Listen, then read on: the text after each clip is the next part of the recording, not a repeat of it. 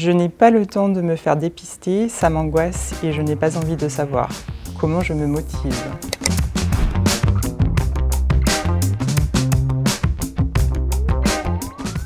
Alors c'est normal d'avoir peur de faire ces dépistages, mais participer au dépistage organisé, en fait, c'est se donner une chance de survivre et de vivre normalement, tout simplement. Parce que plus on va dépister tôt une maladie, un cancer dans ce cas-là, plus on a de chances de vivre tout à fait normalement. Donc c'est un geste qui doit devenir une routine, comme se brosser les dents, comme mettre sa ceinture de sécurité. Donc tout simplement, on prend rendez-vous avec son médecin pour avoir les informations, déjà, si on a peur, et après on fait son dépistage.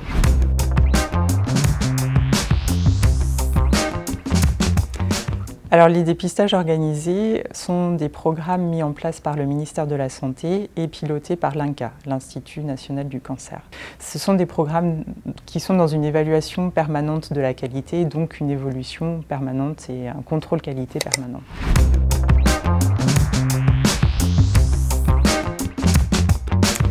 Alors, pour répondre à cette question, en fait, il faut bien comprendre que le dépistage en soi, c'est une façon d'aller dépister, donc d'aller trouver un cancer avant qu'il n'y ait de symptômes cliniques.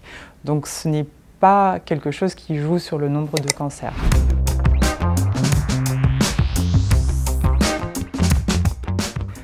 Alors je vais détailler en fonction du cancer. En fait, pour le dépistage du cancer du sein, on estime que 3000 vies seraient sauvées si toutes les femmes de 50 à 74 ans faisaient leur mammographie tous les 2 ans.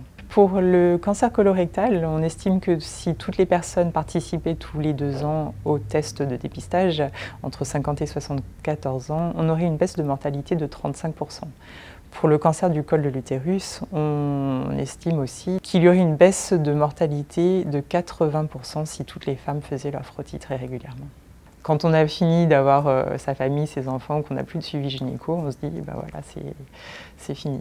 Alors, et donc à ce moment-là, c'est surtout à ce niveau-là, plus le temps passe et plus le risque augmente. Si on est en bonne santé et que tout va bien et qu'on a toujours une vie active, il n'y a absolument aucune raison d'arrêter de faire un frottis tous les 3 ans à partir de 65 ans.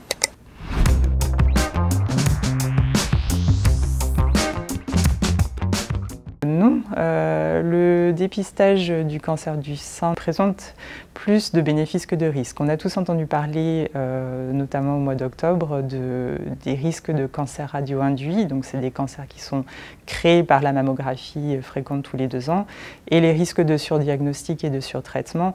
Mais globalement, il a été estimé que les bénéfices sont 100 fois supérieurs aux risques.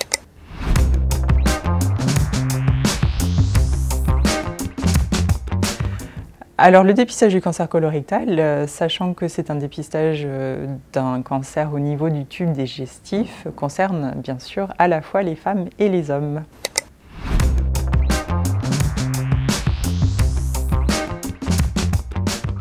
Alors nous, on ne fait pas caca dans une boîte, mais effectivement, le dépistage organisé sert à aller chercher la présence de sang qui n'est pas visible à l'œil nu dans les selles. Donc on va vous demander un petit prélèvement, un petit écouvillon, enfin un petit échantillon plutôt de sel qu'on mettra dans un tube et après on attend juste la réponse de savoir s'il y a du sang ou non dans les selles.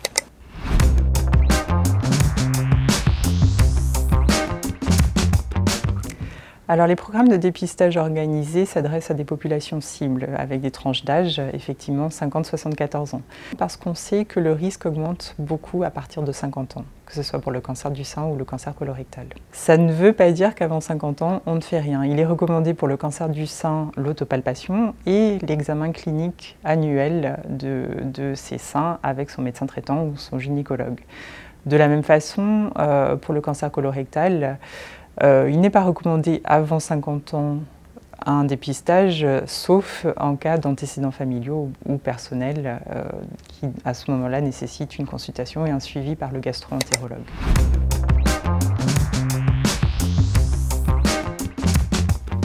Alors, pour avoir toutes les infos sur les dépistages et sur nos actions de terrain, vous pouvez regarder notre page Facebook, CRCDC La Réunion, notre site internet ou nous appeler au 02 62 30 90 90.